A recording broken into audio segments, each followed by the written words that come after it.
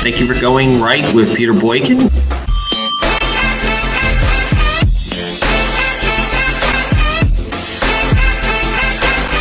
And I think it's time to go right.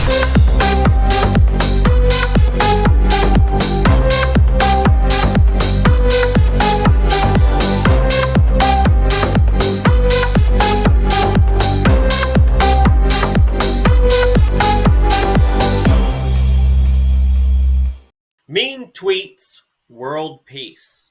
Welcome to hashtag Go Right with Peter Boykin and Go Right News, your source for constitutional insights and conservative viewpoints. Today we delve into the latest hot topics shaping our constitutional republic. First up, the imposition of mandatory diversity, equity, and inclusion, DEI, education in colleges and universities across the nation. According to a recent report by Speech First, a staggering 67% of institutions enforce DEI-themed courses as prerequisites for graduation. Sharice Trump, executive director of Speech First, condemns these mandates and advocating for the preservation of free speech and intellectual diversity within academia. While diversity is laudable, the imposition of ideological agendas threatens the foundational principles of our constitutional republic. We'll go a little bit more in detail on that later. Next, we turn our attention to the legal battlefield as former President Donald Trump, and hopefully our again President Donald Trump, faces a non-disclosure trial over payments to Stormy Daniels. In a historic legal confrontation, Manhattan District Attorney Alvin Bragg alleges manipulation of documents to conceal payments, setting up the stage for a contentious showdown. As the truth unfolds, it poses not only a legal quandary, but also a test of our commitment to justice and impartiality. And we have not seen any of that lately. We'll go into that later. Amidst these challenges, it's essential to reflect on the broader implications of Trump's presidency, including the unapologetic approach to diplomacy. Despite facing criticism from his so-called, quote, mean tweets, Trump's firm stance on negotiation, strength in government, and refusal to negotiate with terrorists resonated with many Americans. His commitment to America first not only bolstered national security, but also encouraged world peace. In the face of the 12th hour brinkmanship threatening global stability, Trump's unwavering resolve served as a beacon of hope for a safer, more secure world. Lastly, we're going to talk about the renewal of the FISA reauthorization bill as it sparks controversy as 86 House Republicans vote against an amendment to introduce a warrant requirement. Despite concerns over potential government surveillance abuses, the bill passes without safeguards to protect citizens' Fourth Amendment rights. This internal division within the Republican Party underscores the delicate balance between national security and civil liberties in our constitutional republic. As debate rages on, one thing remains clear. The principles of liberty, equality, and justice are at the heart of our democracy and our republic. Stay tuned to hashtag Go Right with Peter Boykin and the Go Right News for thorough analysis and insights into the pressing issues shaping our nation. And remember, amidst the chaos of political discourse, let us not forget the power of principled leadership in fostering a safer, more peaceful world.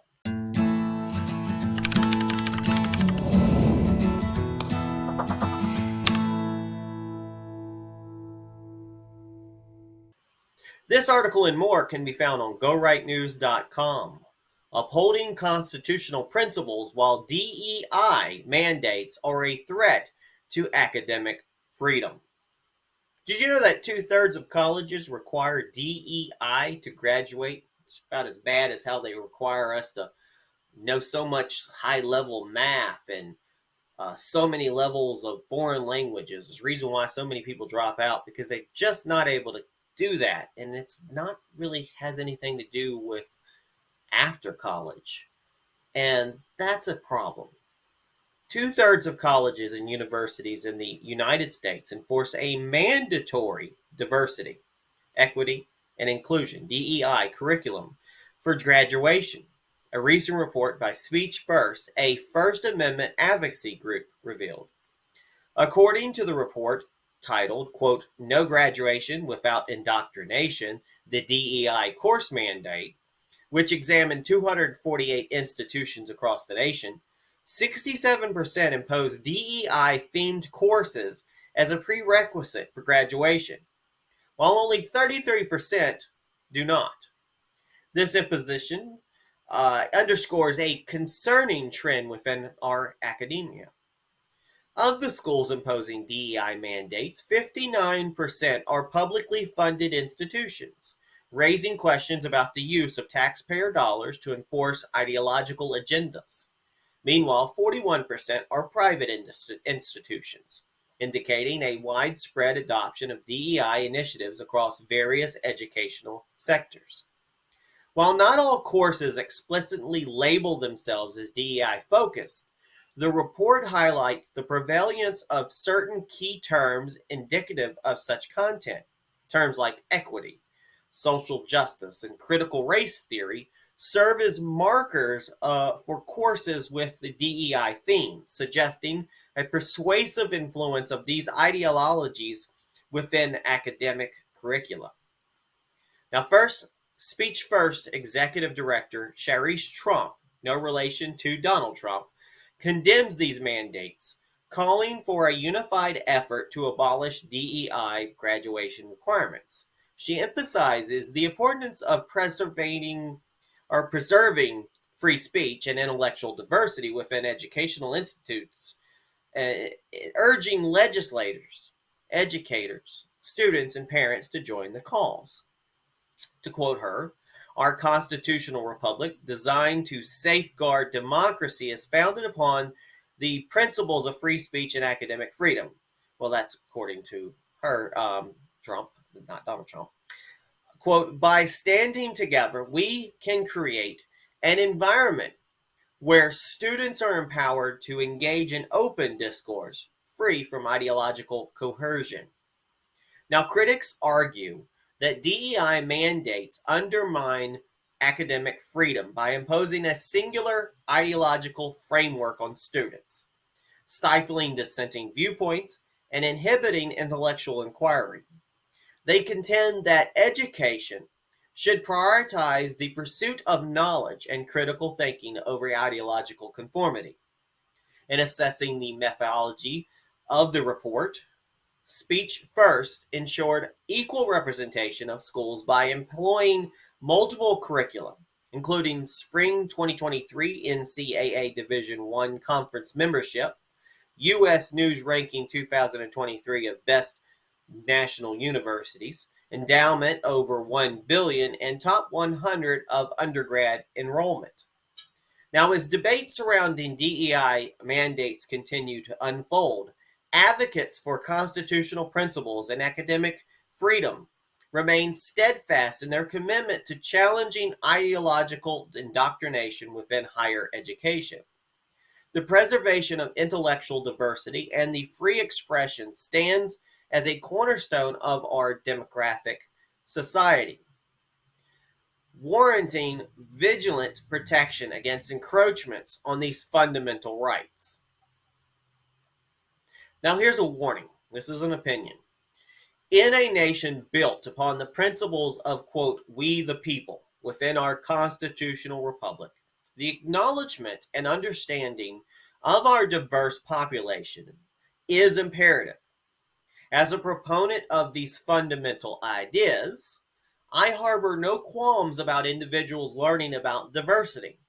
Indeed, in a world where we aspire to transcend labels and racial divides, fostering a culture of mutual understanding and respect is a laudable goal.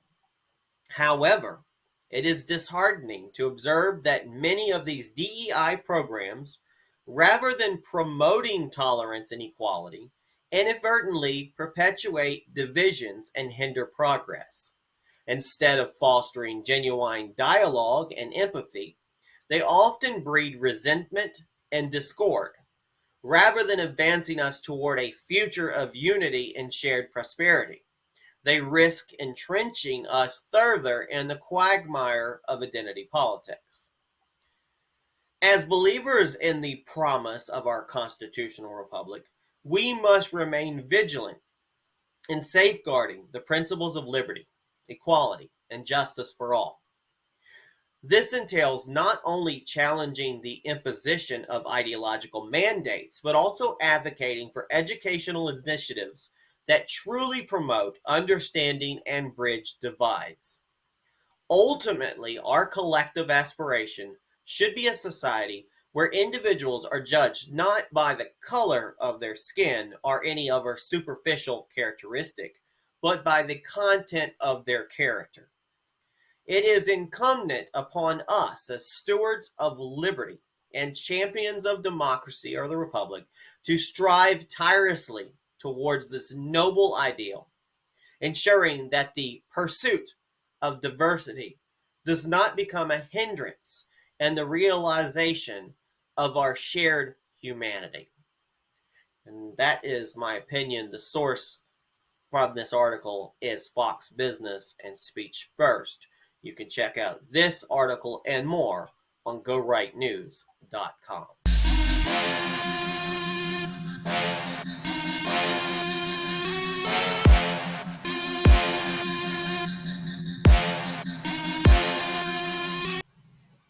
Hi, folks, this is Peter Boykin, and I just want to throw you a little advertisement about GoRightNews.com and some of the social media that I am a part of.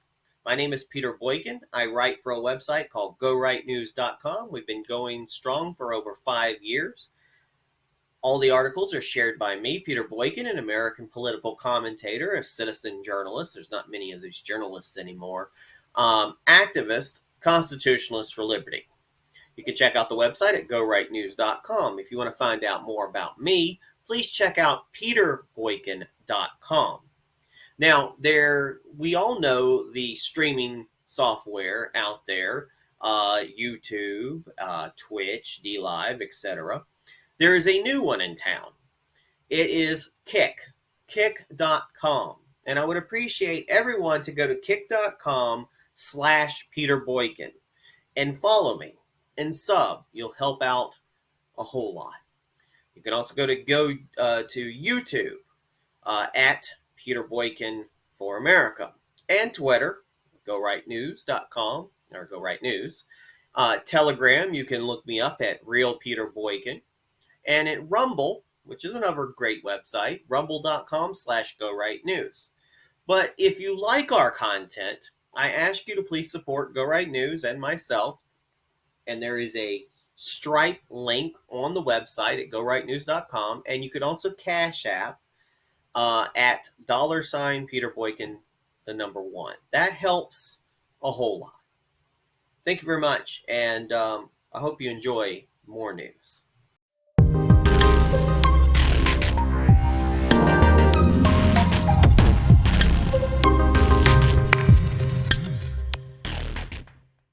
Donald Trump's non-disclosure trial is a challenge to president.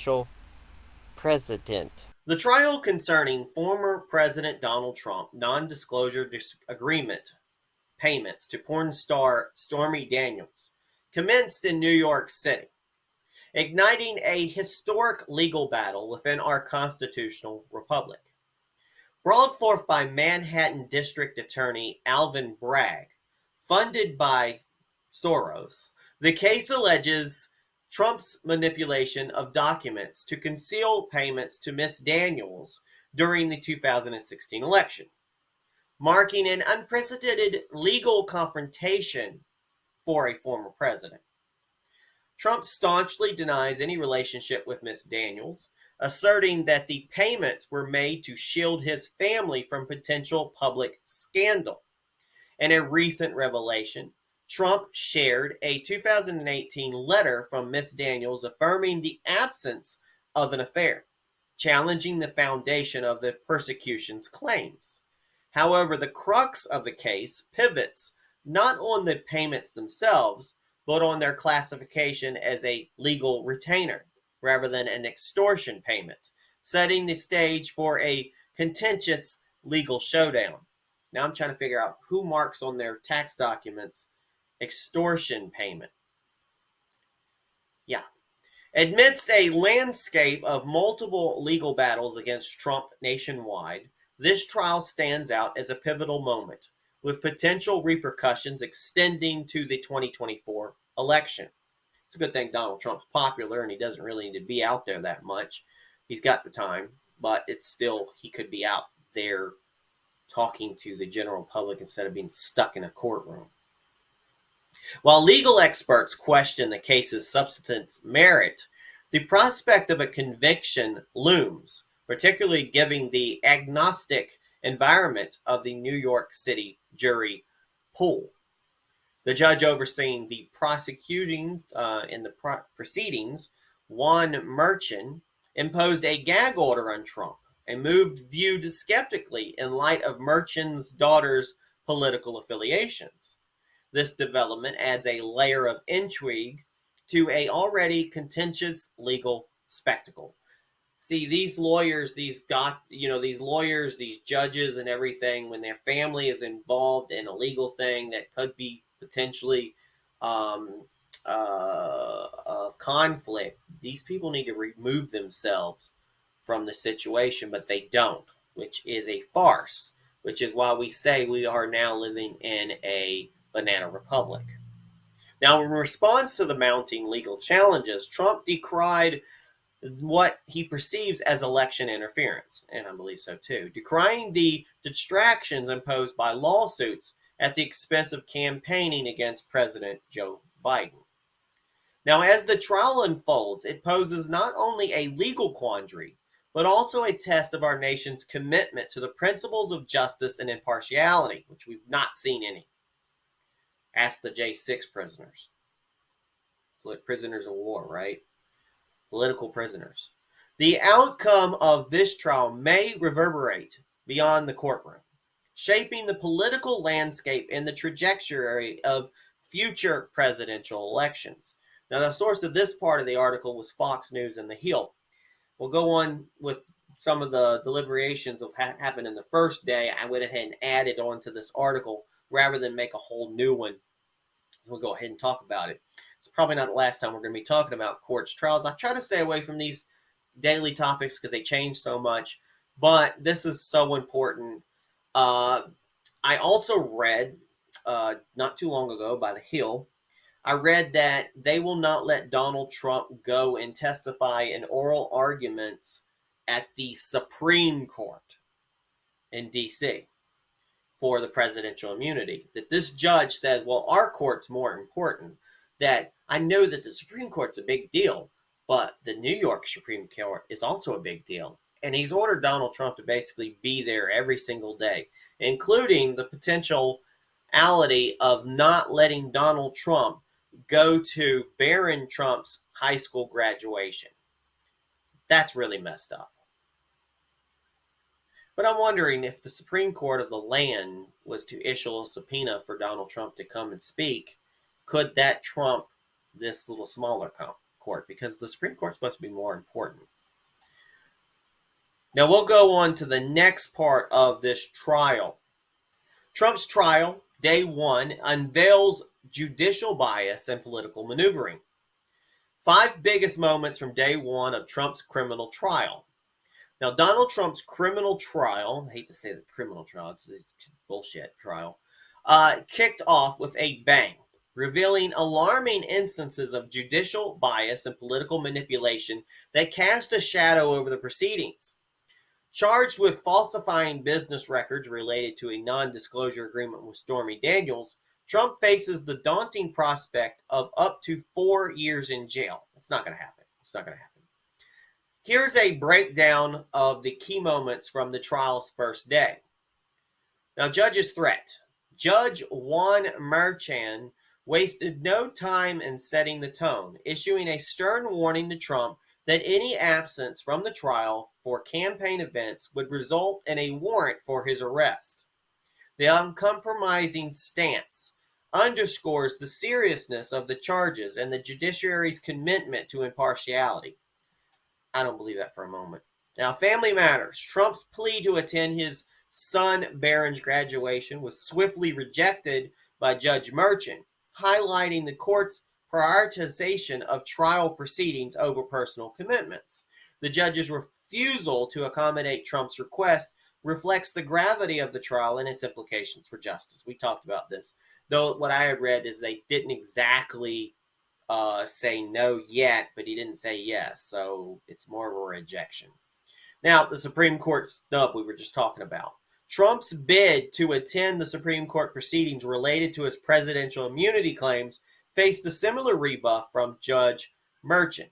Despite Trump's objections, the judge's decision reaffirms the trial's precedence over other legal matters, signaling a steadfast adherence to due process. So I don't know how it is when you got a conflict from a higher court of the land at the same time. Meanwhile, jury selection. The dismissal of potential jurors who admitted bias underscores the challenge of securing an impartial jury. I think it's going to be very much impossible. The dwindling pool of jurors highlights the intense scrutiny surrounding the trial and the need for a fair and unbiased education. I don't think he's going to get it. Meanwhile, judicial integrity questioned. Trump's legal team objections to Judge Merchan's impartiality were met with resistance, raising concerns about judicial integrity. The judge's refusal to recuse himself despite past prejudicial comments and familiar ties to Democratic circles fuels suspicions of bias and underscores the need for judicial accountability. Again, this judge has no business. If they're looking for impartiality in the jurors, you need to have impartiality in the actual judge. And we don't have enough judges who are impartial, constitutional judges. Now, in Trump's own words, the trial represents a blatant attempt at election interference by radical left Democrats. His assertion underscores the political undertones of the trial and the broader implications for democracy or republic and justice in our constitutional republic. As the trial unfolds, it remains imperative to uphold the principles of fairness, impartiality, and due process, ensuring that justice is served without prejudice or political influence. Now, the stakes are high, and the eyes of the nation are watching us as the legal battle unfolds.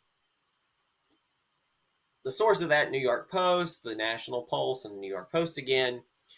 But my comment on this is I love how it's this cherry picking of people getting in trouble. Where Donald Trump goes to trial for almost every single thing. They are literally picking and choosing and finding things and complaining about things that could be probably settled out of court and keeping things from going to court and keeping people from going here and there. Meanwhile, you got people like Hunter Biden, Joe Biden, other Democrats, who are constantly, we keep finding out that they've done criminal things. Nobody gets in trouble. Or possibly with the Clintons, were they off people? Who knows? Allegedly. Why is it Donald Trump that seems to be the only one that goes to jail? Or that goes to trial? Why is it Donald Trump that they always go for? Why is it the Donald Trump associates that they go for? You never see anybody in the Democratic Party get in trouble. Probably because the judges are full of liberal judges. That the venues, liberal judges. The jurors, liberal judges. The prosecutors, liberal judges. It's kind of the same reason why it's hard for a conservative or a Republican or a right-leaning person to get a fair break in this world or get a job or get things and get ahead because of these people will push you down. And it's probably another reason why a lot of people have become unaffiliated and try to stay away from politics, because it's dangerous. I don't think they called this lawfare. You can check out this and more on GoRightNews.com.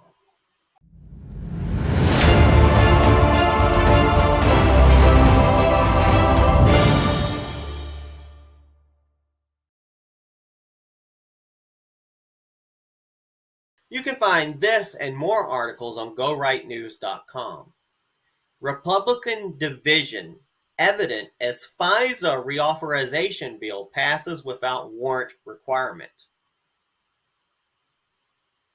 86 Republicans vote to allow warrantless spying of Americans with FISA.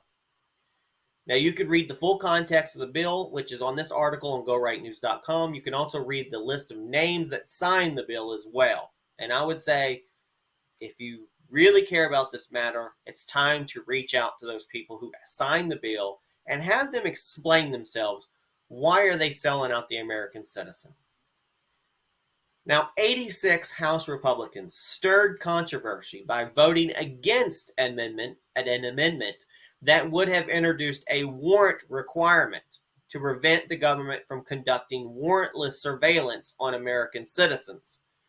Again, 86 House Republicans said we don't need a warrant to surveil the American citizens. Now, I will say that I understood that this usually came from the Patriot Act. I understand that if they are on suspicion that someone is an actual terrorist, if they're on suspicion that someone is going to cause harm or bomb places or things like that, then I could understand the exception could be there to do it without a warrant, because you're trying to get the information without the person knowing, because we don't want them to change their behavior. And the thing about crime is there is no pre-crime. You can't arrest people for pre-crime. You usually can arrest them for planning that, getting to the point, or actually doing it. So I can understand in a way, but the government always abuses its power. Now, introduced by Republican Arizona Representative Andy Biggs, this amendment faced fierce opposition, ultimately resulting in a tied vote of 212 to 212, with House Speaker Mike Johnson, who cast the tiebreaker vote against it. So ultimately ended up being Mike Johnson, this so-called Speaker of the House that we have, is supposed to be different. This theocracy type speaker decided that there's no warrants needed to surveil on American citizens. So our Speaker of the House says, oh, it's okay. Go ahead, do what you want. The House then voted to renew the 2-year FISA reauthorization bill without the amendment, further increasing tensions within the Republican Party. Now, quoting Texas Republican Representative Troy Niels, who described the day as dark for America, it highlights concerns over the potential misuse of FISA by the Department of Justice, the DOJ, and the FBI, particularly in the light of past instances of surveillance targeting former President Donald J. Trump and other Americans. Hashtag J6. But ignore the Antifa. Criticism was also directed towards Republican leadership for advancing the bill without adequate safeguards to protect citizens' Fourth Amendment rights, with Republican Colorado Representative Lauren Boebert warning of the bill's implications on privacy rights. I'll give one point to her. I normally don't. The passing of this bill underscores the internal division within the Republican Party, with conservative Republicans and libertarians as well, and moderates, I would think, as well, expressing dismay over the passage of the bill and decrying its potential to empower the, quote, deep state at the expense of individual liberties. Despite public opposition from Trump and efforts by some Republicans to delay the bill's final passage, the revised legislation extending Section 702 of the FISA for 2 years was ultimately gained approval and passed.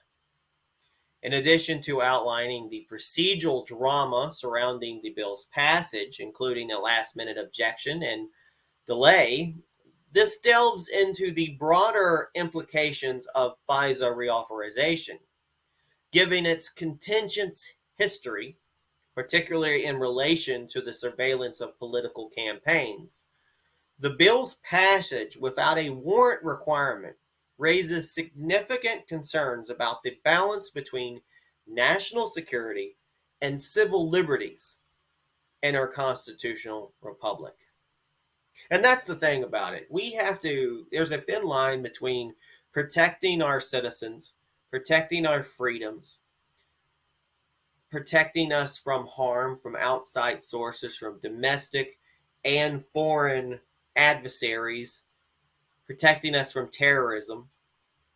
But what's scary is when you have a sitting president or a falling down president, Joe Biden, who calls out the MAGA people as domestic terrorists.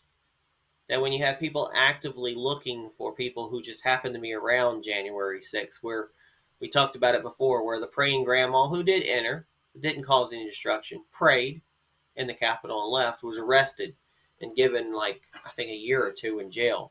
When you have Proud Boys and other groups, 3%ers and stuff, who didn't really do too much, yeah, they might have trespassed, might have broke a small couple of laws.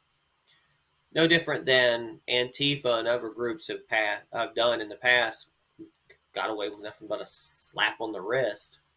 These people, one of them in particular, Enrique, 23 years in jail, wasn't even at January 6th. They're political prisoners. So compare that what we were talking about before about Donald Trump's trial and how they've been going after a former president, and how this also relates to the Supreme Court trying to decide if a president should have immunity. It all ties together. Do we live in a banana republic? Do we really believe in what's going on anymore? Is our government really holding itself to the Constitution when it allows things like this to skewer our vision of the constitutional rights that we have? I mean, you can go back to COVID, how medical safety usurped our constitutional powers, usurped our First Amendment. People weren't allowed to gather. People weren't allowed to have church. People were shut down. People were arrested. And it got to the point with a power trip with the government of who they would let to meet, who they wouldn't let to meet, what you could and couldn't do, and we became a nanny state. Do you really trust the government? I think Ronald Reagan said something like, the worst thing you'll ever hear is a politician say, trust me. I'm sure I got it wrong, but don't trust the government. They're here to supposed to protect you. They're here supposed to provide you, but they drain you. And we all know that because we talked about tax day before.